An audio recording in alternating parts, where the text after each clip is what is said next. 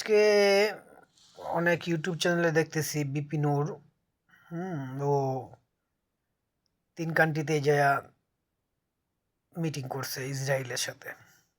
তো দুঃখজনক ব্যাপার এটাই, আমি মুসলিম, আপনারা মুসলিম, আপনারা এত কিছু দেখার পরও, এত কিছু বোঝার পরও কিছু বলেন না। বিপিনুর ও মুসলিম কিনা এখন তো আমার সন্দেহ হয়। আমার এখন বলতে মনে চায় ও ফেরাউনের বংশধর। চিন্তা করেন, ওরে সাবেক রাষ্ট্রীয় ক্ষমতায় যারা ছিল তারা কত নিখুঁতভাবে চিনতে পারছিল, তারা যে শিক্ষাগত যোগ্যতা তাদের ছিল, তারা যে দেশ চালানোর মতন ক্ষমতা তাদের ছিল, এই নুরুকে দিয়ে বোঝা যায়। এই নুরু এরকম দুলাফরা মানুষ, স্বার্থবাজ এবং এ ফেরাউনের বংশধর। হ্যাঁ, এটা বুঝাই যায়।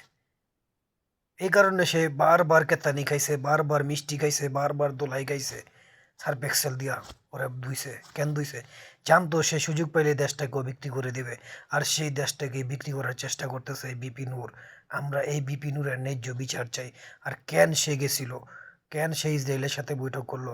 যেই দেশের সাথে ইসরায়েলের সাথে কোনো সম্পর্ক নাই, সেই দেশের ও একটা এই মন্ত্রী হয়ে কি করে মিটিং করলো তাদের সাথে?